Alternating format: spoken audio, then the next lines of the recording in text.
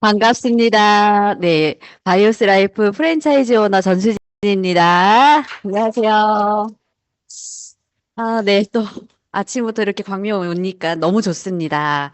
우선 강사님들이 항상 이렇게 오시면 저 처음 보시는 분 하고 물어보시더라고요. 그래서 저는 왜 물어보지 했는데, 또 이렇게 오래 또 사업을 하다 보면, 이렇게 또 새로 오시는 분들이 이렇게 있다 보니까 또 저를 모르시는 분들이 있을 수 있다라는 생각이, 강사님들이 그래서 물어보는구나. 저를 오늘 처음 보신 분 계신가요? 네, 진짜요? 네, 그러면 짧게 저를 소개를 할게요. 네, 주미 사장님들도 안녕하시지요? 네, 저는 국립대학교에 이제 과학 분야의 교육 쪽으로 이제 연구원으로 일을 하고 있었어요. 그런데 제가 했던 일은 이제 우리가 교육이 바로바로 이렇게 진행이 되는 게 아니고 미리 뭔가 교육적인 이제 시뮬레이션을 하고 확산시키고 그다음에 이제 위에서부터 아래로 쭉 이렇게 내려가는데 그 중간 역할을 하는 다 기관들이 있어요. 대학 기관들이. 거기서 이제 팀으로 일을 하고 있는데 저는 항상 만성 피로, 지쳐 있고 힘들어 이렇게 몸이 진짜 안 좋았어요.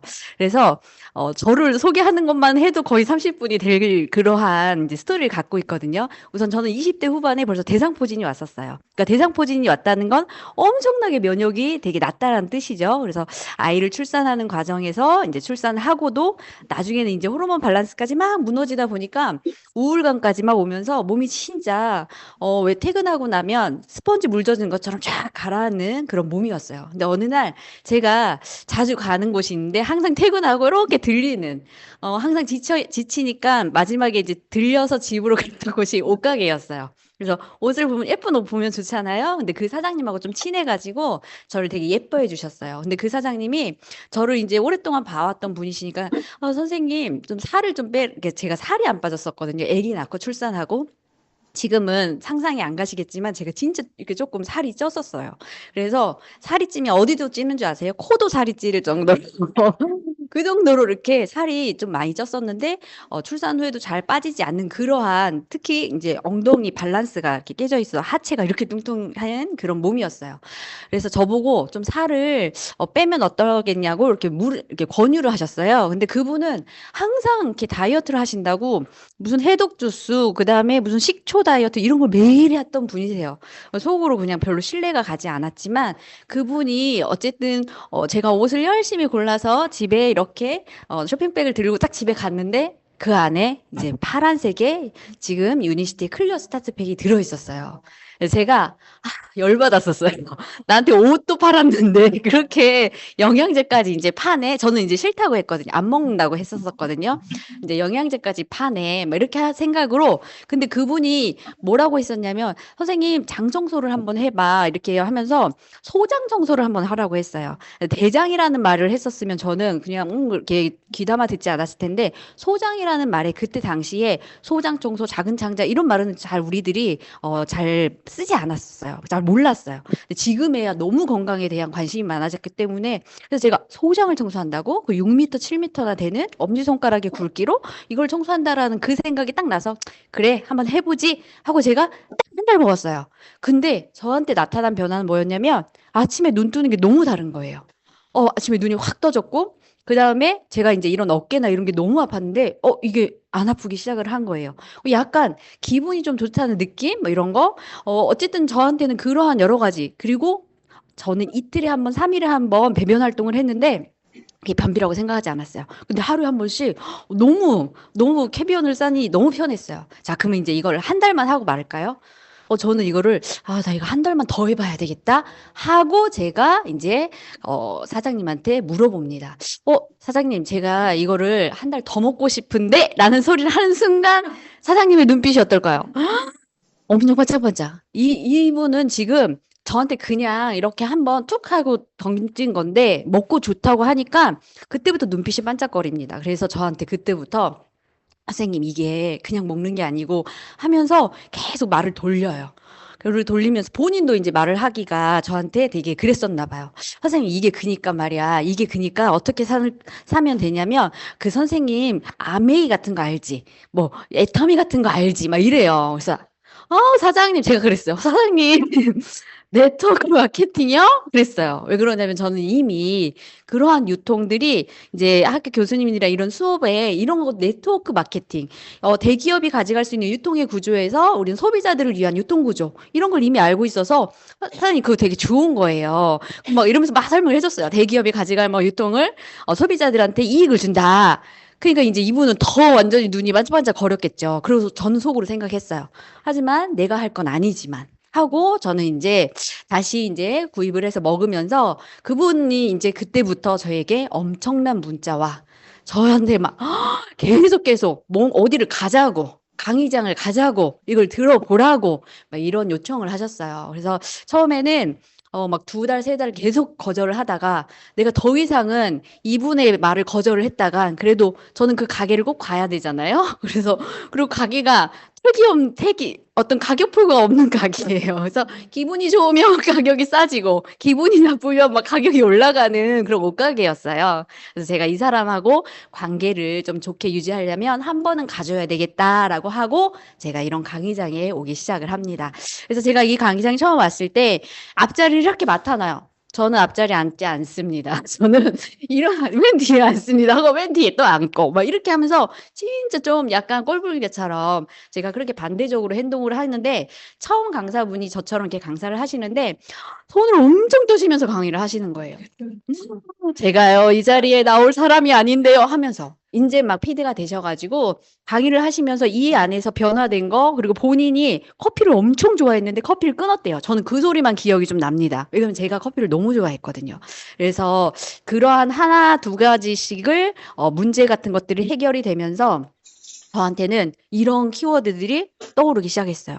저는 이미나 이제 교육 쪽에 뭐 앞으로는 AI 시대 산업이 바뀔 거 막 이런 걸 너무 많이 이제 연수받거나 막 이렇게 했기 때문에 제가 막 10년 전에 친구들 애들한테 저희가 시뮬레이션 교육을 무료로 막 몇 회씩 코딩 수업을 막 해줘요. 진행을 해줘요. 그럼 그런 걸 무료로 해준다고 해도 잘 이렇게 인식하자. 나 그런 거 지금 영어 수학하기 바빠 죽겠는데 막 이랬거든요. 지금 보니까 돈을 엄청 줘가면서 또 그런 거 시키시더라고요. 그러니까 미리나 그런 걸 좀 알기 때문에 나는 우리 애들을 어떻게 키울까? 이게 너무 저한테는 제 인생의 제일 큰 숙제였었어요. 근데 그게 문제가 아니더라고요. 그거를 여기 와서 좀 저는 현실 점검을 하고 깨닫게 되고 내 일자리 돈 나는 과연 어느 위치에 있을까? 내가 문제가 생겼을 때 그걸 해결했을 때 어떤 기회를 가져갈까? 어쨌든 모든 사람들의 이 분야가 이렇게 부류가 이렇게 나눠져 있대요. 대부분의 사람들은 우리 같이 일반 사람들은 일반 직장인, 일반 어떤 일을 하거나 우리가 생활을 하는 대부분의 사람들은 C 부분에 속해 있습니다. 그러니까 오른쪽으로 갈수록 시간이 많고 위로 올라갈수록 이제 경제적인 능력이 뛰어난데 사실 우리는 시간과 어떤 일을 맞바꿔 일을 하면서 매일매일 똑같은 오늘도 그렇고 내일도 그러하고 또 내일 모레도 그러할 것 같은 그냥 인생의 쳇바퀴를 돌고 있는 듯한 삶을 살고 있어요. 내 시간을 투자해서 엄청 열심히 일을 해서 내가 돈을 벌면 좋은데 그것 또한 이게 잘 안 되는 그러한 부류에 있는 게 대부분의 사람들입니다. 그래서 뭔가 조금 나중에 이제 퇴직을 또 요즘은 엄청난 이제 우리가 수명이 늘어나다 보니까 금방 하는 이 퇴직 속에서 내가 이 긴 시간을 무엇을 하며 보낼까? 이거 진짜 중요합니다. 그러기 때문에 내가 이러한 곳에서 다시 제2의 인생, 제3의 인생, 다시 투잡, 쓰리잡, 뭐 어떤 무언가를 찾아보시는 분들이 여기뿐만 아니라 다른 분야에도 되게 많아요.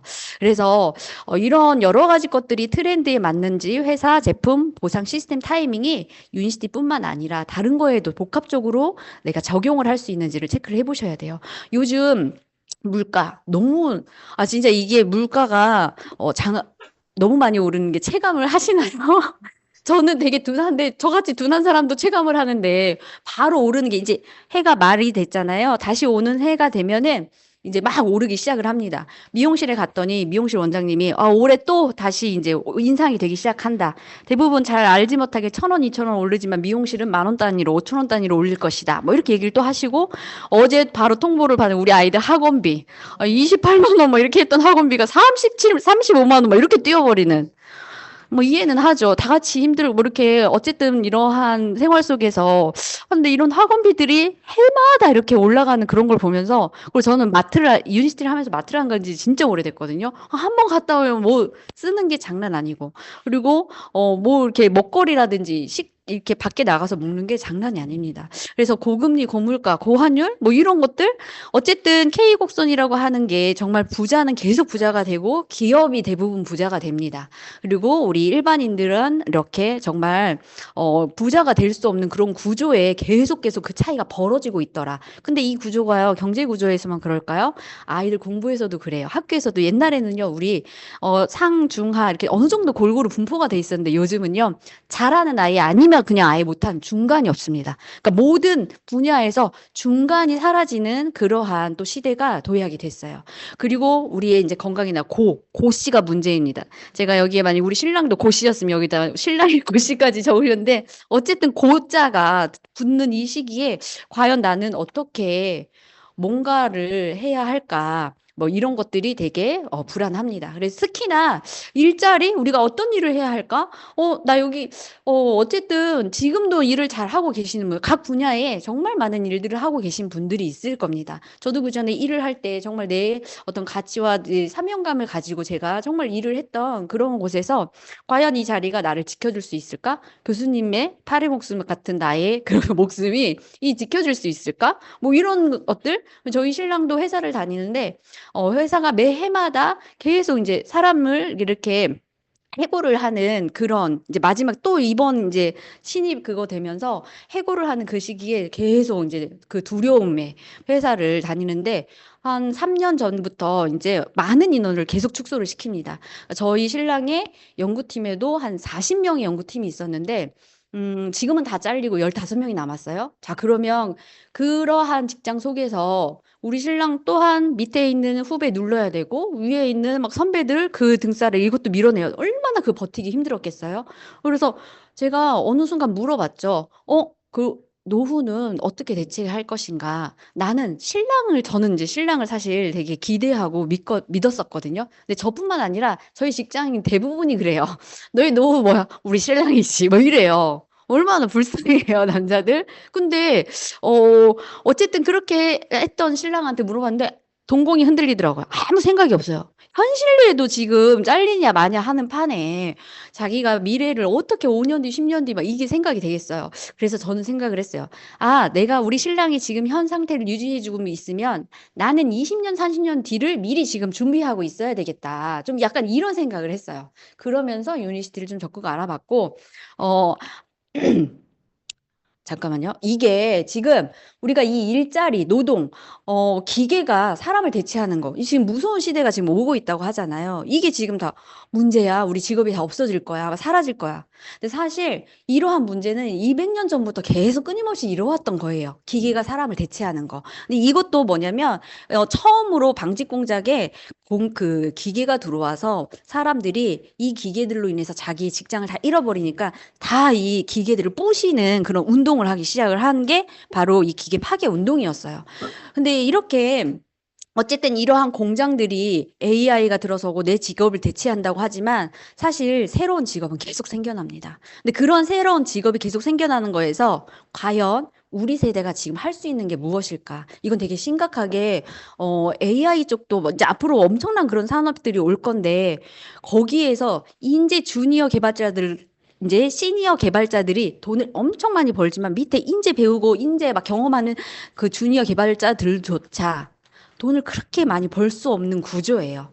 그러기 때문에 과연 우리가 이러한 사회에서 다시 한번 뭔가를 배워서 뭔가를 한다라는 건 엄청나게 시간과 노력을 대비해도 따라갈 수가 없어요. 이거는 예를 들어서 옛날에 공장에 100명의 노동자가 있어요. 100명의 노동자가 있는데 그 100명의 노동자에서 공장장이, 사장이 50명을 대체할 기계를 도입을 합니다. 자, 그러면 노동자 입장에서는 어떨까요? 무슨 생각이 들겠어요? 자, 사장이 기계를 50명을 대체할 수 있어. 100명이 하루에 매일 8시간씩 일을 해요. 근데 그렇게 대체를 해버리면 노동자 입장에서는 큰일 났네. 우리 50명 잘리겠네. 그쵸? 자, 그런데 원래는 기계라고 하는 거, 어떠한 기술이라고 하는 건 왜 발전시킵니까? 사람, 인간을 위해서 발전을 시키는 거잖아요. 근데 만약에 인간을 위해서 발전시키고 뭘 하면 100명 그대로 일을 하게 하고 4시간씩 시간을 줄여야 합니다. 사실 이게 기계에 우리가 기술을 발전해서 얻는 이득이에요. 내가 시간과의 자유, 아니면 거기에 대한 더 소득에 대한 자유를 얻어야 되는데 공장장은 그러지 않습니다. 사장은 그러지 않습니다. 이걸 사람을 어떻게 할까요? 축소시키죠. 당연히 공장장 입장에서는. 그럼 뭐가 문제인 거예요? 사람이 문제인 거예요. 기계가 들어와서 문제가 되는 게 아니고 사람을 자른 그 마인드를 가지고 일을 하는 사장이 문제거든요. 근데 그게 지금 AI하고 똑같습니다. AI가 대체를 돼서 기술이 들어와요. 그럼 그런 기술들이 사람을 위한 기술이잖아요. 근데 사람을 위한 기술이면 나중에 그거에 대한 이득, 이제 AI 기술들이 오면 어떤 이득이 있을 거 아니에요? 그러면 그 이득까지 분배를 할 수 있는 것까지 기회가 다 동등해야 돼요. 그러니까 거의 그러한 이득이 대부분의 사람들한테 같이 이득이 돼야 기술이 발전했을 때 행복하냐 그러지 않느냐인데 대부분은 기업에서 어떤 한 사람의 이렇게 이득이 거의 대부분이 가는 게 지금 현재의 사회 구조입니다. 그래서 우리는 그게 되게, 우리 같은 일반 사람들한테는 어떻게 해볼 수 없는 일이지만 지금 AI가 대체가 되고 산업이 자꾸 발전한다는 그 속에서 어떠한 이득을 내가 가져가야 할 것인가. 이런 것들을 생각을 해보셔야 돼요. 그래서 이 월마트도 유통의 구조잖아요.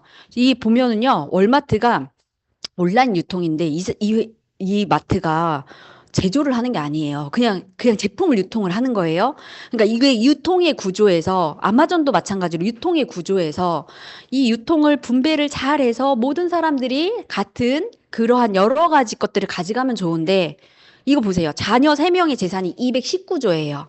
근데 이게 만약에 이걸 쪼개서 우리나라 직장인 기준으로 하면 거의 뭐 연봉 300이라고 기준 그냥 평균 300이라고 했을 때 580만 명의 연봉을 혼자 개인이 독식을 하는 거예요.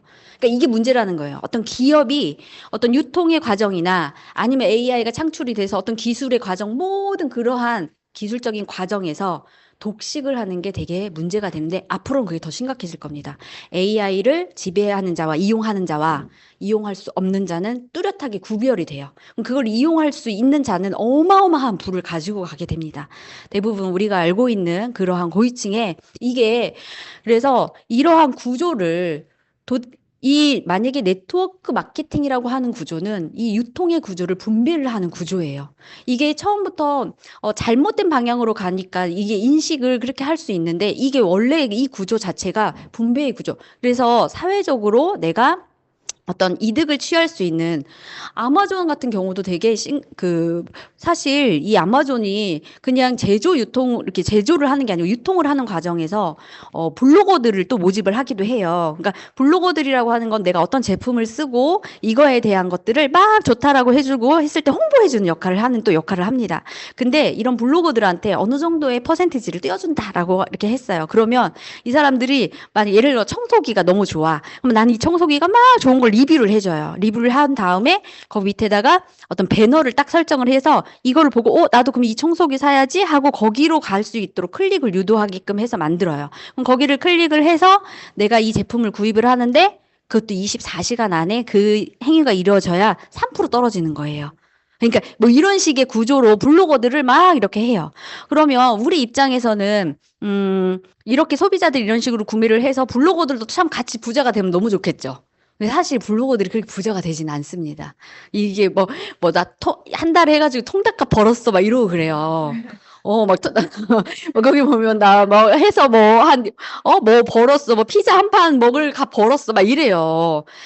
그래서 이 아마존이라는 거대한 이렇게 되면서 이번에 이분이 이제 상업자가 제프 베이조스가 다시 팔아버렸죠. 이 아마존을 그리고 이제 자기 이윤 다 남기고 다시 팔아버렸거든요. 근데 이분이 이거를, 이런 기사가 무슨 기사였냐면, 이렇게 팔아버리고 이제 투자를 하는 게 다 이제 우주산업이에요. 그 전에 제가 이제 강의할 땐 또 뭐 이거에 대한 막 내용을 얘기했었는데, 이제, 이렇게 부자들은요, 보이는 곳에 투자하지 않습니다. 보이지 않는 곳에 다 투자를 해요. 이제 우주로 다 투자를 법이 없어요. 법이 없기 때문에 다 장악을 하기 위해서 지금 우주를 다 땅 장악하듯이 우리 부동산 이제 아직도 부동산 얘기하고 있는데 이미 다 끝났어요. 거기는 이 부자들은 이제 보이지 않는 공간을 차지하기 위해서 엄청나게 인공위성 띄우고 지금 난리가 났습니다. 근데 그게 법적으로 어떤 그게 없어. 제재가 없어요. 그래서 이 베이조스도 자기가 우주사함에 뛰어들기 시작하면서 뭐라고 얘기했냐면 돈이 얼마나 많은 그 돈이 있겠어요? 내가 이러한, 나는 어렸을 때부터 꿈이 우주 막 이런 걸 꿈꿨다. 근데 내가 이런 걸 해줄 수 있게 하는 게 너희들 소비자 덕분이야. 라고 했어요. 갖고 질타를 엄청 받았어요. 니네들이 돈 써가지고, 나 돈 벌어가지고, 나 이런 데다가 막 이렇게 투자해서 또 내가 하고 싶은 거 하는 거야. 막 이런 얘기거든요. 그래서 엄청나게 세금도 안 내요. 이렇게 했을 때. 그러니까 이러한 것들을 우리가 봤을 때 과연 나는 이렇게 변해가는 사회 속에서 어떻게 변의 흐름에서 과연 내가 어떻게 변할 것인가? 시대의 흐름에 맞게 내가 뭘 유통시키고 무엇을 할 것인가? 그리고 나의 직업을 어떻게 변화시킬까? 이건 이제 정균순 교수님이 이제 쓴 소비가 직업이다. 내가 소비를 하면서 내 직업이 될 수 있는 일거리를 찾아야지 이제 직업이라고 하는 게 없어진다. 일거리. 그래서 이러한 책을 보면서 저는 이제 변화를 좀 생각을 하기 시작했어요. 그전에는 사람들이 대부분 그렇습니다. 변화하는 걸 싫어해요. 그래서 미래 예측이나 아니면 뭐 이렇게 미래의 변화나 여러 가지 것들, 건강이 변화하고 있어. 내가 그냥 건강을 컨트롤하고 관리하는 게 변화하고 있어. 그러니까 변화에 빨리빨리 적응하는 자만이 살아남을 수 있는 게 바로 이 시대예요. 그리고 지금 AI 시대, 무슨 산업화 시대가 제일 무서운 게 뭐냐면 이 속도가 어쨌든 200년 전부터 계속 기계와 기술은 발전을 했지만 무서운 거는 속도가 너무 빠르다라는 거예요. 우리들도 우리가 이만큼 이거 연습하는 다음에 다른 것들이 완전히 계속 몰려오니까 너무 이게 정신이 없는 속도가 너무 빠르고 그리고 그 크기가 되게 거대해요. 이 거대한 흐름 속에서 내가 과연 어떠한 변화를 가져갈 수 있는가 이거 진짜 중요합니다. 자, 이거는 뭘까요? 처음 보시는 분들이 있으실 거예요. 똥이죠, 똥. 엄청 예쁘죠? 저는 이걸 보면 되게 예쁩니다. 이게 하버드대 당뇨병 연구소에서 발표한 내용의 그런 대변이에요. 근데 이 대변 화석이, 그러니까 대변 화석이 되게 의미 있는 게 뭐냐면 얘가 1500년 된 그런 대변이에요. 1500년 전에 누군가 들판에 싸놓은 게 이렇게 화석에 대해서 아주 연구가 된 거예요.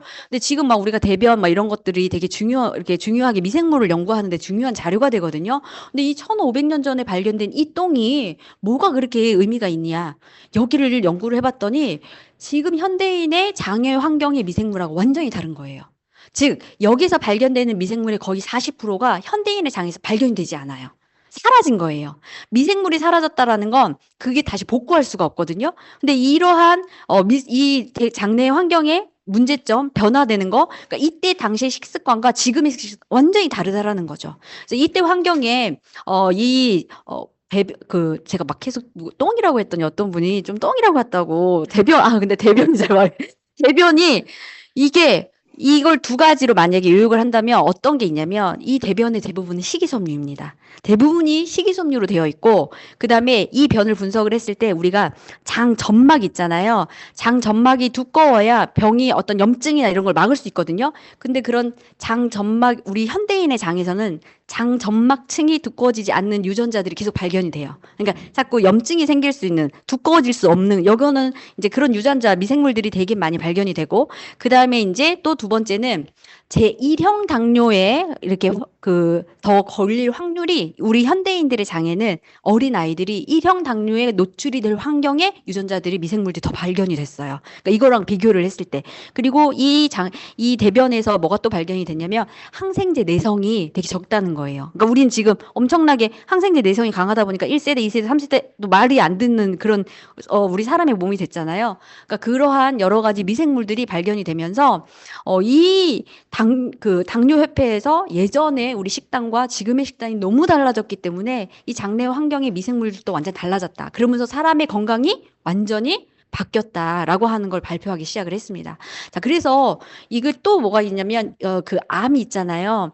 청소년들이 암을 예방할 수 있는 방법 중에 하나가 그러니까 청소년 때부터 내 몸 관리를 해야 하는데 그 암을 예방할 수 있는 게 식이섬유를 많이 섭취를 했을 때 유방암을 걸릴 확률이 적어진다 하고 이걸 같이 발표를 했어요. 이 대변을 발표를 하면서. 그러니까 청소년들도 지금 식이섬유가 엄청나게 부족한 이 장내 환경. 지금 우리 아이들 먹거리 생각을 해보세요. 저는 옛날부터 사실 먹거리에 진짜 관심이 많아서 유니 씨를 만나기 전부터 먹는 거에 엄청나게 신경을 썼었어요. 그러니까 좋은 거를 먹는 게 아니고, 그러니까 나쁜 걸 좀 먹지 말자. 그래서 집에서 좀 해 먹자. 막 이런 거. 그리고 유기농 식품 막 찾아 먹고 막 이랬어요. 그래서 아이를 키울 때도 되게, 뭐 까다롭다라고 생각이 들 정도로 저희 이제 주변 사람들이, 이제 주변이라고 한다면 뭐 가족이 그렇게 생각을 했겠죠. 저희 시어머니가 막 딸기 좋은 거 이렇게 큰 거 이렇게 사오면 속으로 생각합니다. 저거 유전자 변형 딸기 아니야? 막 이게 크니까 막 한 10번 시쳐요. 막 그러면 다 뭉그러져요. 농약 때문에. 막 그런 것들.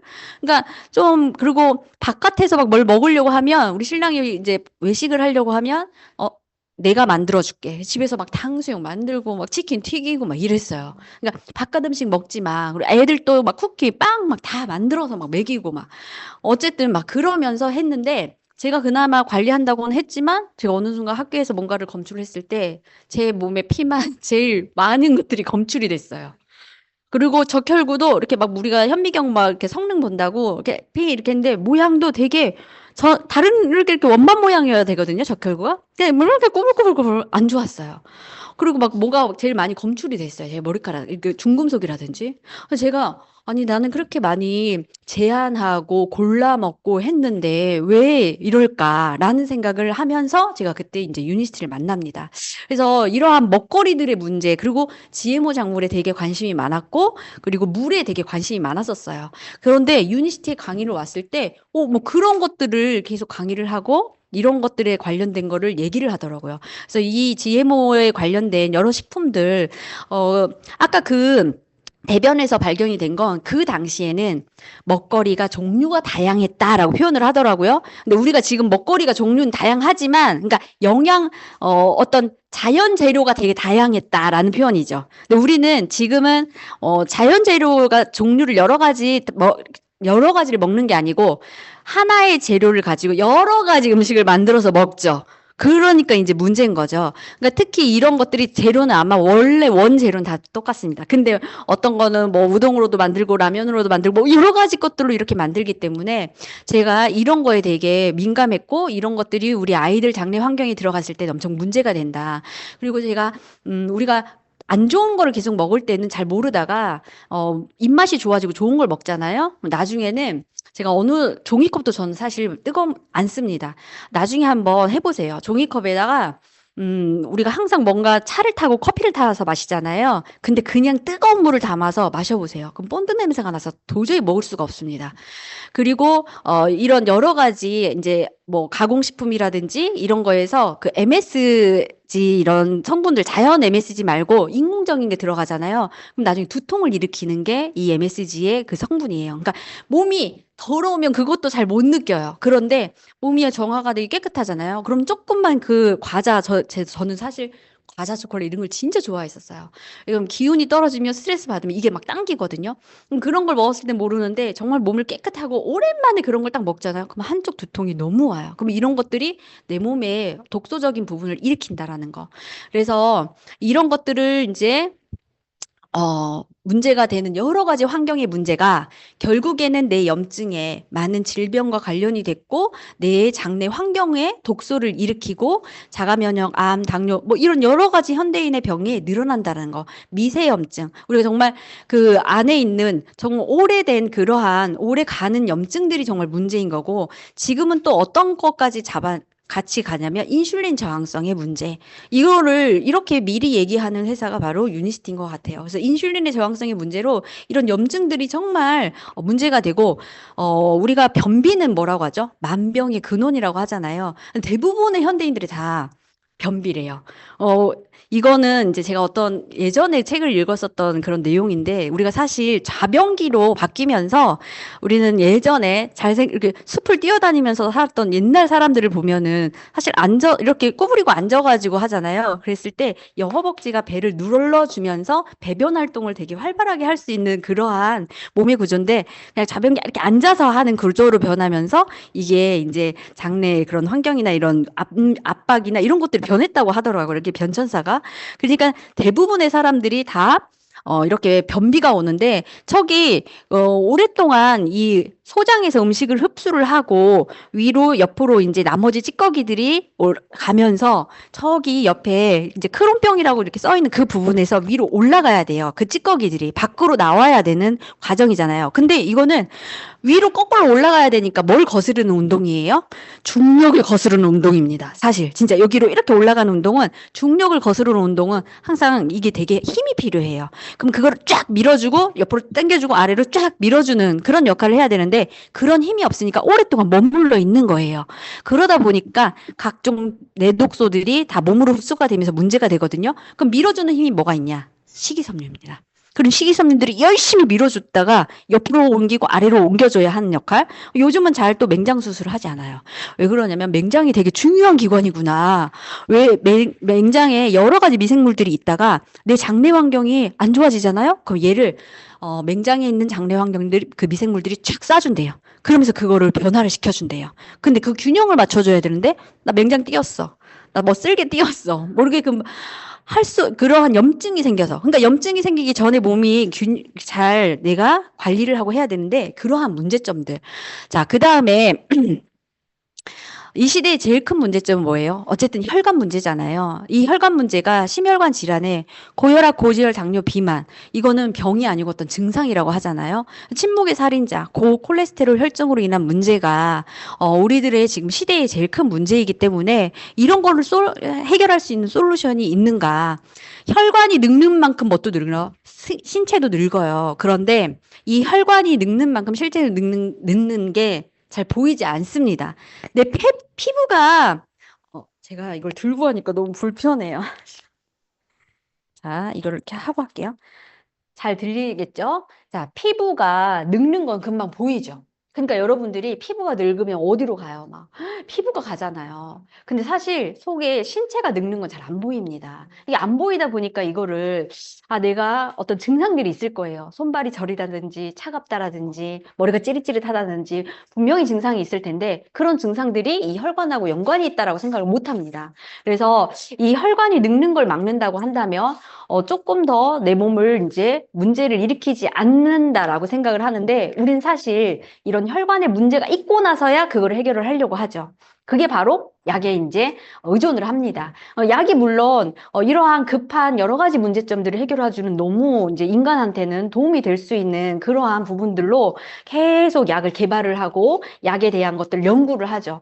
근데 이 약이 너무, 문제는 뭐냐? 이거를 오랫동안, 얼마 동안 이거를 복용을 해야 하는지, 만약에 이걸 너무 오랫동안 복용을 했을 때 나에게는 어떠한 문제점이 있는지, 이런 것들을 좀 알고 드셔야 한다라는 거예요. 그래서 심혈관 질환의 주요 원인 자체가 이런 여러 가지 콜레스테롤 불균형이나 이런 쭉 운동이 부족, 식이섬유 부족, 이런 것들이 이제 문제가 되기 때문에, 이 오래 복용을 했을 때 바로 이게 지금 문제가 되는 여러 가지 이제 부작용이에요. 이게 저희 아빠의 약이에요. 저희 아빠가 이렇게 약을 예쁘게 이렇게 진열을 해놓고 드시잖아요. 성격이 이제 너무 꼼꼼을 하시다 보니까 막 약을 착착착 이렇게 해서 드시는데, 유니스티 만나기 전에 저는 저희 아빠가 너무 아픈 걸 봤어요. 그래서 저는 이제 큰딸인데, 저희 아빠는 이제 이제 대기업을 다니시면서 여러 가지 스트레스를 많이 받으셨겠죠. 근데 저는 저희 아빠 젊었을 때를 생각을 하면, 정말 테니스 운동하시고, 막 산행하시고, 뭐 너무 이렇게 즐기셨던 그런 분이신데, 혈압약이랑 고지혈약 뭐 이런 걸 드셨겠죠? 젊었을 때부터. 근데 어느 순간부터 이제 당뇨약도 드셨던 것 같아요. 젊었을 때. 그런데 어느 순간 이제 주사를 이렇게 맞는 걸 봤어요. 제가 이제 한 20살 좀 중반 때쯤 주사를 이렇게 맞는 거 보면 오, 컨트롤 되게 잘하신다. 근데 이제 주사를 맞고 나면 뭐가 이제 당뇨가 이제 어느 정도 너무 조절이 안 되니까 그럼 그 다음 오는 게 뭔지 아세요? 신장에 문제가 옵니다.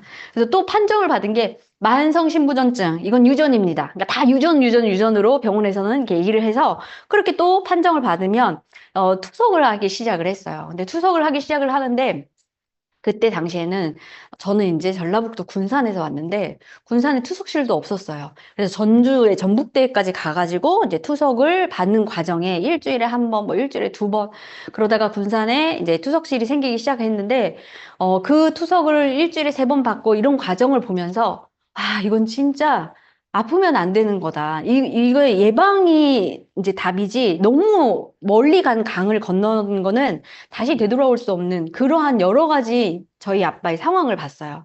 그러다 보니까 저희 가족이 육체적으로 흩어지는 게 아니에요. 정신적으로 흩어집니다. 아빠가 너무 아프고 이렇게 하다 보니까 그러한 부분들을 보면서 투석하는 과정, 그 다음에 이제 운이 좋게도 그래도 신장 이식 수술을 받았어요. 근데 신장 이식 수술을 받는 과정도 너무 힘들어요. 지금도 면역 억제제 뭐 이런 걸 관리를 해야 하기 때문에 약을 드실 수밖에 없는 그런 상황입니다. 근데 이 약을 너무 많이 드시고 오래 드시잖아요. 그럼 그 위에서 올라온 이 특이한 약의 그 냄새가 있어요. 그리고 뭘 잘못 먹으면 다 이렇게 그러니까 제가 좀 좋은 뭐 비타민 C, 뭐 유산균 이런 게 뭘 좀 들어가잖아요. 그러면 잘못 먹으면 또 이걸 다 막 위에서 이 거부 반응을 일으킵니다. 너무 오랫동안 이 약으로 이렇게 됐기 때문에. 그래서 이런 걸 보면서 아 정말 이 혈관 질환은 예방밖에 없다. 예방을 할 수밖에 없는 이러한 나 또한 우리 가족의 유전력 뭐 이런 걸 얘기를 하는데 그럼 나는 너무 불쌍하잖아요. 무조건 유전을 갖고 내가 이렇게 부모로부터 이렇게 해서 걸릴 수밖에 없다라고 하면 억울하잖아요. 그래서 저는 알아보기 시작했어요. 지금은 이제 후속 유전학이라고 해가지고 이렇게 대사질환이 유전으로 인해서 무조건 발병이 되는 건 아니다라고 합니다. 생활 습관병입니다. 내가 어떻게 해서 생활을 하느냐에 따라서 이거를 컨트롤할 수 있다라는 거예요. 완전 컨트롤할 수 있다라는 건 땡큐잖아요. 저는 무조건 그걸 받아들이지 않고 아 나는 그러면 내가 어떻게 스스로 컨트롤해서 이걸 하겠다. 그리고 이 스타틴 계열의 약물 같은 경우에는 이게 스타틴은 거의 효과가 없다. 그러니까 제가 지금까지 계속 이렇게 소비자들 뭐 여러 사람들을 만나면서 딱 한 분 만났어요. 그분은 태어날 때부터 진짜 유전적으로 LDL 수치가 이렇게 뭐 문제가 있어서 정상이 아닌 거예요. 완전 빼빼 마르고 했거든요. 근데 그 사람은 약물 먹어야 돼요. 그런데 그거 이외에 그냥 내 생활 습관으로 인해서 이 LDL 수치에 의해서 스타틴 계열의 약물을 먹으면 나중에 장뇨 발병 위험률이 최고 50%까지 상승한다라는 것들이 발표가 돼요. 그러니까 이게 지금 스타틴이라고 하는 것 자체가 인슐린 저항성과 관련된 부작용을 갖고 있는데 우리는 아무 생각 없이 폐경 여성들은 대부분 콜레스테롤 갑자기 수치가 높아지거든요. 여성의 호르몬 수치와 불균형화되면서 그러니까 내가 갑자기 살이 찌기 시작하고 문제가 오기 시작하니까 병원 가면 스타틴 계열의 약물 처방. 근데 이게 사실 2달 이상을 계속 꾸준히 먹는다고 하면 또 문제가 생기는 겁니다. 근데 우리는 이런 걸 잘 모르기 때문에 병원에서 나에게 처방을 됐을 때 그냥 그걸 너무 쉽게 간과하고 먹는다. 자, 그래서 이러한 약물의 부작용들, 약을 잘못 처방한 건수 같은 것들이 되게 우리 주변에 생각보다 많아요. 이거는 이제 부작용의 사례는 약은요, 처음부터 이게 완전 좋다라고 생각을 하고 막 하는 게 아니고 계속 개선을 해 나가는 겁니다. 그래서 약에 대한 그런 부작용들을 제가 어떤, 화학 책에서 이거는 발췌를 한 거예요. 이게 약물 무슨 책이 아니고 화학 분야의 책에서 약물에 대한 그런 성분에 대한 걸 얘기하면서 부작용을 막 이렇게 써놓은 거거든요. 제 친구가 한 명이 녹내장이 있었어요. 그 친구는 어렸을 때부터 녹내장이었어요. 그러다가 제가 넌 그러면 눈이 녹내장이 있으니까 제가 제품을 이제 권했겠죠? 근데 이 친구가 너나 많이 먹어. 이러죠. 뭐 친구한테 제를 했는데 너나 많이 먹어. 뭐 이렇게 했는데 그 친구가 다시 2년 뒤인가 다시 저한테 왔어요. 이게 눈이 이제 완전히 계속 20살 때부터 계속 눈 약 넣고 약물 먹잖아요. 그러면서 이제 저하고 건강 관리를 했던 친구가 한 명 있거든요. 근데 그 친구가 자꾸 귀에 이제 염증이 생기는 거예요. 귀에 염증이 생기는 것도 분명히 뭔가 문제가 있으니까 그런 거예요. 그래서 이비인후과를 갔어요. 이비인후과를 갔는데 귀에 이제 염증이 있으니까 항생제 처방받고 뭐 처방받았어요. 근데 이제 저한테 하도 이걸 들으니까 약을 먹으면 안 아니, 먹으면 안 되라는 게 아니고 약은 조심해서 먹어야 돼 라는 표현을 저한테 자꾸 들으니까 저한테 약을 가지고 왔어요. 그러면서 보여줬는데 그 친구는 그 중에 먹으면 안 되는 약물이 있었어요. 녹내장에 녹내장이 있는 사람은 먹으면 안 된다는 게 있었어요. 근데 이 친구가 이비인후과 갈 때 저 녹내장 있어요 라고 말하지 않잖아요. 그러니까 이게 이 약물이 이 친구한테는 잘못 처방이 되는 거예요. 그러한 경우가 너무 많다라는 거죠. 그래서 우리가 이렇게 약물을 어떤 처방받거나 복용할 때는 특히 고혈압, 당뇨, 고지혈은 내가 이 약물을 먹었을 때 어떠한 문제점이 있을 수 있을까? 이러한 문제를 해결하지만 반대로 이런 문제는 더 문제가 될 수 있다는 걸 인지를 하셔야 돼요. 그래서 제가 그러한 여러 가지 것들을 보면서 특히 이제 나이가 드신 분들은 정말 한 움큼씩 너무 많은 약물을 드시잖아요. 그러면 혈압에도 약에도 종류가 있는데 혈관을 확장시켜서 먹는지 아니면 심장에 펌프를 억제해서 먹는지 혈관을 확장해서 먹으시는 분들의 공통점이 파킨슨이 다 있으시다는 거예요. 근데 그 약물의 부작용이 파킨슨이 온다라는 거거든요. 그리고 심장을 억제해서 하시는 분들은 다 이제 깜빡깜빡이 너무 심하고 손발 저림이 너무 심한 이런 부작용이 공통적으로 그 약물에 대한 공통적이 있다라는 거를 저도 이제 경험을 하면서 많이 알게 됐어요. 그래서 이러한 부분들이 이제 우리가 약에 대한 것들을 생각을 하면서 알고 먹어야 된다라는 거를 이 사진 한 장은 제가 유니스트를 만날 당시에 제 이제 동생도 의료계 쪽에 있어요. 그런데 교육을 받으러 갔을 때 이게 언니 진짜 시대가 변할 건가 봐. 앞에서 의사 약사들이 나와가지고 이런 얘기를 하네 하면서 저한테 그때 당시에 사진을 보내준 거예요. 그러니까 시대가 변한다라는 건 의사 약사들이 이런 말을 할 수 있는 그러한 시대까지 됐다라는 건데 1위 심장질환, 2위 암인데 3위는 놀랍게도 약이라는 연구 결과라는 거죠. 인류를 질병에서 구하기 위해 고안된 약이 한편으로 인류를 죽음으로 내몰고 있는 거. 이것은 이제 약의 오남용이 아니라 제약회사들이 약품의 심각한 부작용을 은폐하거나 조작한 결과이다. 근데 우리가 제약회사의 영향력, 언론에까지 미치면서 그들에게 불리한 정보는 차단이 된다. 근데 우리는 이제 환자가 그럴 거라고 생각 못 하죠. 의사들은 당연히 합법한 절차, 당연한 절차를 거쳐서 만들어졌기 때문에 의사의 우리한테 그렇게 안 좋은 걸 처방해 줄 일 없다라고 하는 막연한 믿음을 가지고 있다라고 하면서 약물에 대한 것들을 이렇게 설명을 간호사들한테 해줬다고 하더라고요.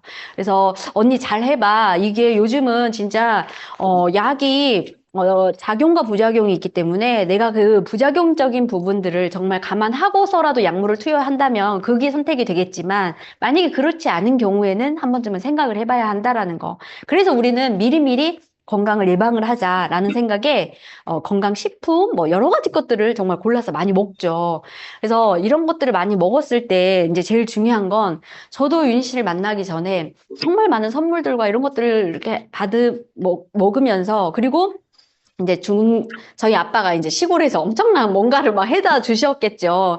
뭐 이런 여러 가지 식물들을 끓여서 먹고, 달여 먹고, 뭐 하고 하는데 그렇게 제 몸에 좋아지진 않았어요. 그리고 저는 커피를 진짜 좋아했던 이유는 커피를 먹어야 힘이 났거든요.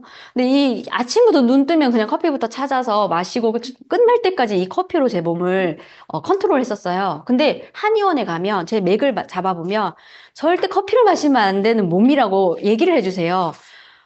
커피 자체가 내가 100을 먹으면 150의 수분을 빼냅니다. 그러니까 저한테는 완전히 독인 그런 물질인데 저는 그거를 끊을 수가 없었어요. 방법이 없는 거예요. 아무리 한의사가 이렇게 얘기를 해도 내가 방법이 없으면 난 그냥 커피를 마시는 거예요.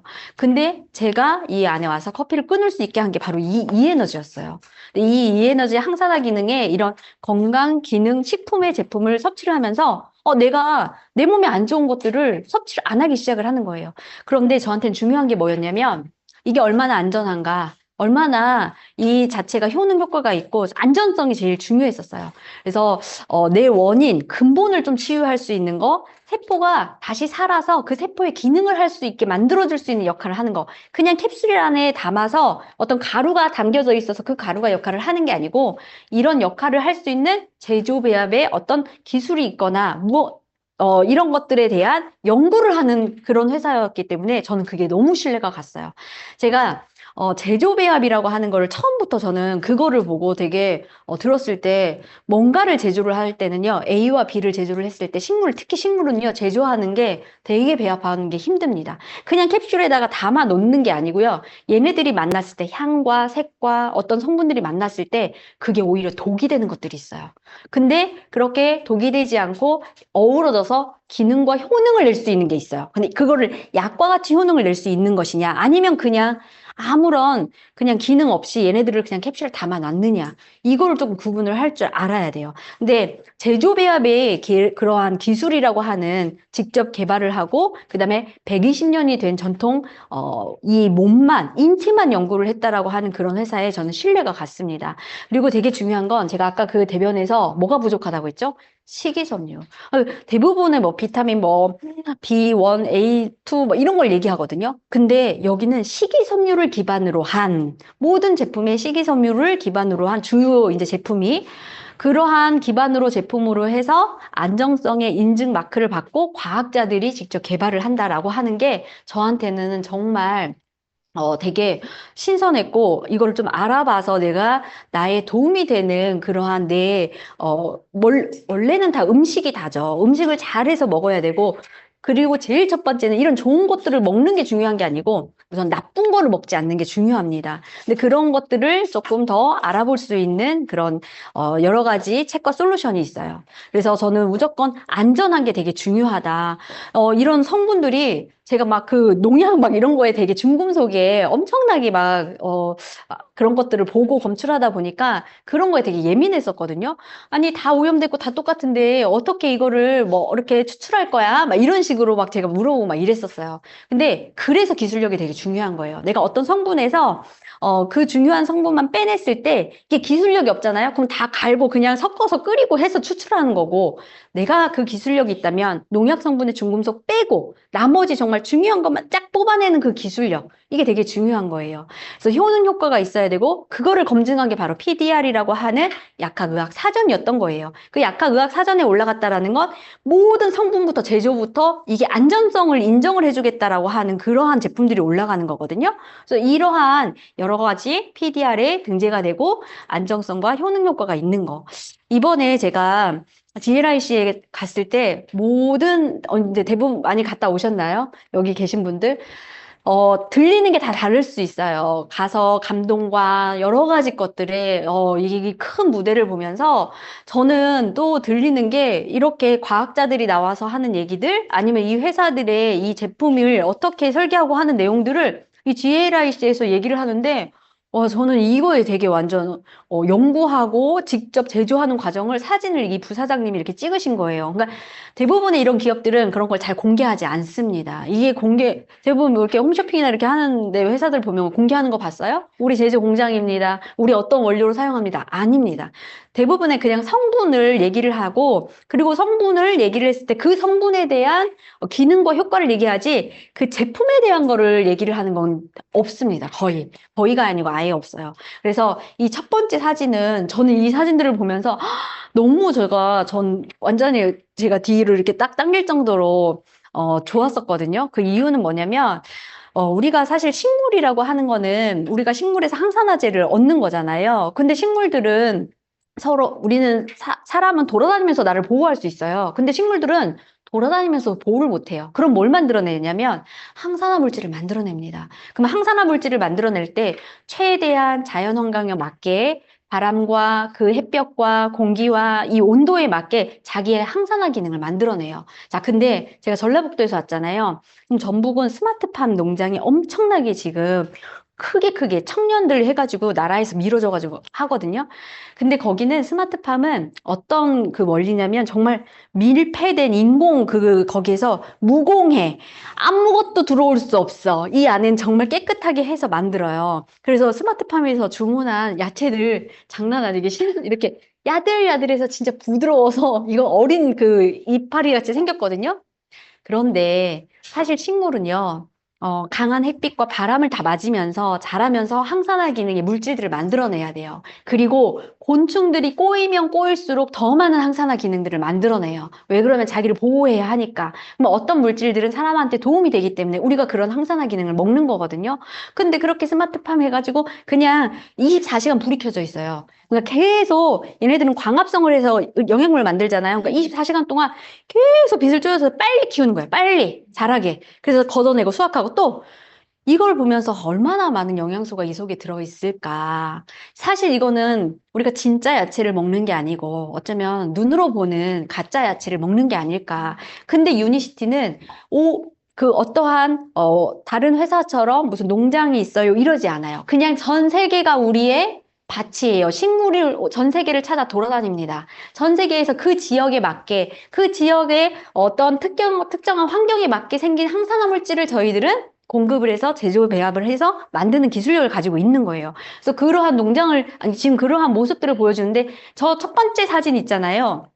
저 첫 번째 사진을 보고 제가 완전 저는 감동했어요. 사실 자연환경에도 되게 관심이 많는데 우리가 식물이 우리 그 구상나무라고 아세요? 제주도에 전 세계적으로 딱 하나 있는 나무예요. 구상나무가 뭐냐면 트리나무예요. 근데 그 트리를 제일 예쁘게 만들 수 있는 나무가 구상나무인데 그게 우리나라에 있는 우리나라 유일한 나무예요. 근데 그 나무가 지금 멸종 위기에 처해 있어요. 그래서 이 나무를 살리기 위해서 엄청나게 지금 노력을 하고 있거든요. 그래서 그 구상나무를 다 수입하고 막 이래요. 근데 이 구상나무는 딱 그 한라산 자락에 그 위치에 거기에서만 그 자연환경에서 잘 자랄 수 있는 환경이래요. 얘를 다른 데다 심으면 얘가 잘 살지 못하고 잘 죽는 거예요. 그래서 그러한 어떤 우리나라의 고유종이거든요. 그래서 그런 고유종들이 있는데 이런 걸 천연기념물로 보호하거나 막 이렇게 해요. 근데 이제 여기 부사장님이 뭘 설명했냐면 저 안에 있는 게 유니시티가 공급하고자 하는 여러 가지 식물들이 있다. 저 안에 있어요. 지금 저 안에 동그랗게 보이죠? 근데 우리 유니시티는 화학적인 거, 좀 인공적인 거 이런 걸 지금 피하는 거잖아. 자연물질에서 최대한 자연물질에서 도움이 되고자 하는 걸 추출을 하는데 그러한 환경을 키우다 보니 그러한 주변에 있는 그런 나무들까지 보호하게 됐다. 이 나무가 지금 여기 보이는 나무가 보호해야 하는 그 멸종 위기의 천연 나무래요. 근데 그것까지 우리 유니스티 덕분으로 얘가 보호가 되고 있다. 환경으로. 그래서 이런 환경에도 공헌을 하고 있는 유니시티다. 뭐 이런 얘기를 이제 하는데 저는 그 소리를 듣고 와, 이건 진짜 이런 거를 생각을 하는 어떠한 기업이라고 한다면 너무 멋지다. 그래서 그 나무 사진을 자기가 직접 찍었다. 이거 그냥 숲으로 보이죠? 하면서 얘기를 한 게 저 내용이에요. 그래서 이런 감동이 있는 이런 회사가 만드는 제품은 분명히 감동이 있을 겁니다. 그래서 그냥 단 하나의 제품을 전달을 하는 게 아니고 우리가 어떤 할 수 있는 확산 운동. 저도 사실 교육에 이제 확산 운동을 한다라고 하는 그 중간 입장이 있었거든요. 이게 되게 교육이 중요한 거예요. 뭔가를 우리가 할 땐 다 교육을 하잖아요. 그래서 이런 확산 운동을 하기 위한 프로그램 제안을 하고, 올바른 식생활하고, 규칙적인 올바른 운동을 해라. 그리고 균형 잡힌 영양 공급은 누가 해주겠다? 우리가 해줄 테니 그거를 이용을 해서 내 몸을 잘 컨트롤해서 균형을 잡아봐라. 이러한 내용이에요. 그래서 균형 잡힌 영양 공급 중에 제일 우리 몸에 지금 현대인들의 문제가 독소의 문제입니다. 결국엔 장의 독소, 그다음에 혈관의 독소, 피의 독소의 문제인데 그걸 해결할 수 있다면 균형이 맞아가지 않을까. 그러니까 균형을 맞추는 일이거든요. 환경도 균형이 깨져서 환경 오염이 된 거고 내 몸도 균형이 깨져서 몸이 아픈 거예요. 그래서 모든 게 다 균형이라고 저는 생각을 해요. 화학약으로 내가 만약에 균형을 맞추겠다 하면 화학약은 자꾸 순간에만 균형이 잡혀지는 거예요. LDL 콜레스테롤 순간 낮춰주고요. 약은 계속 늘어나고 장기는 손상이 가고 몸이 무겁고 이거 저희 아빠 증상이었어요. 늘 피곤하고 무기력하고 우울하고 짜증내고 막 화내고 저희 아빠가 그러지 않았거든요. 근데 어쨌든 약으로 한다라는 건 컨트롤 한다라는 건 이것들이 그 하나하나만 균형을 잠깐 맞춰줬지만 다음날 되면 다시 원래대로 돌아가잖아요. 자연적으로 균형을 맞춰줘야 돼요. 이렇게 자연적으로 내 균형을 맞춰줄 수 있는 도움이 되는 물질, 부작용이 없어. 어떤 천연의 성분으로 내가 음식으로 하지 못해. 그리고 지금의 현대의 음식으로는 이런 균형을 맞추기가 힘들어 했을 때 이러한 여러 가지 솔루션을 가지고 균형을 맞춰줄 수 있는 천연의 그런 성분으로 내가 LDL 콜레스테롤은 낮추고 HDL은 올리고 중성지방은 또 낮아질 수 있는 그런 역할을 할 수 있는 게 바로 이 제품인 것 같아요. 저도 맨 처음에 만났을 때 2달째 클리어 스타트 팩을 하고 세 번째 달에는 저한테 뭐라고 했냐면 혈관 피 청소하셔야죠. 딱 하니까 청소 무조건 청소면 아 그래 청소해야지 하고 제가 이 C세트를 이제 그때 먹기 시작했어요. 동생 간호사 동생하고 나눠서 너 먹고 해가지고 먹기 시작을 했는데 제가 딱 2달 뒤에 너무 궁금해가지고 제 HDL이 되게 낮았거든요. 49면은 낮은 거예요. 그러니까 60 이상이 돼야 면역도 올라가고. 그러니까 항상 지쳐 있는 게 HDL이 낮으면 지칩니다. 사람이. 그래서 제가 그렇게 낮았던 HDL이 건강검진을 해서 피검사를 했는데 아니 79까지 올라간 거예요. 이거 완전히 제가 그걸 보고 숫자를 보니까 제가 눈이 이렇게 뒤집히더라고요. 나 아무것도 안 했는데 요것만 먹었는데 내 HDL이 올라갔어? 내 피가 깨끗해진다고 생각을 하니까 너무 좋은 거예요. 그러니까 그러면서 더 제가 이제 강의를 듣게 됐고 이 자리에 나오게 됐습니다. 그래서 이러한 여러 가지 것들을 내가 균형을 맞추는 거, 호르몬 균형, 면역, 대사의 균형을 맞췄을 때 기능 저하로 인한 만성염증을 제거했을 때 다시 내가 저는 지금 마음껏 먹어요. 제가 요즘 지금 김장철이니까 얼마나 맛있는 거 많아요. 진짜 막 맛있는 거 보기보다 안 먹게 생겼다고 하시는데 많이 먹습니다. 그래서 너무 맛있는 게 많은데 내가 만약에 윤 씨를 만나지 않아서 내가 그냥 맛있는 거 지금 마음껏 먹고 막 했으면 정말 이렇게 생겼을 거예요. 그럼 또 그거에 대한 스트레스 막 화장실 딱 이렇게 앉아있으면 허벅지가 이만한 이 스트레스 이게 너무 싫거든요. 근데 이렇게 건강하니까 아무리 먹어도 또 다음날 되면은 또 이렇게 내 몸을 유지할 수 있는 게 너무 좋은 것 같아요. 그래서 이런 것들을 좀 해결할 수 있는 예방을 할 수 있는 그런 나의 몸을 만들 수 있는 게 너무 좋아요. 그래서 유니스에는 지금 필그레이트 프로그램 같은 것들을 확산하잖아요. 왜? 항상 좋은 기분. 그래서 제가 유니스를 만나서부터 이런 기분 자체가 위로 올라갔다 내려갔다 하는 그런 것들이 정말 조금씩 완전 균형을 잡아가는 게 너무 좋은 거예요. 특히 아이들한테. 기분이 안 좋으면 아이들한테 막 갔다가 또 기분이 좋으면 어이구 우리 새끼 우쭈쭈 했다가 근데 기분이 안 좋을 때 막 이러고 있는데 갑자기 신랑이 지나가면 더 기분이 안 좋아가지고 막 더 퍼부었다가 지금 그러지 않고 오히려 더 아이들하고의 이런 소통과 대화가 되다 보니까 내가 만약 유니스트 만나지 않았으면 진짜 불같은 엄마였을 수도 있겠다. 그리고 애들 교육에만 신경을 쓰니까 얼마나 제가 옥죄였겠어요. 이렇게 하지 않으면 우리 애들은 여기서 살아날 수 없는데 하면서 엄청난 스트레스를 주는 엄마였을 거예요. 근데 지금은 그래도 괜찮아, 저래도 괜찮아 하니까 이게 저도 좋고 애들도 좋고 그래서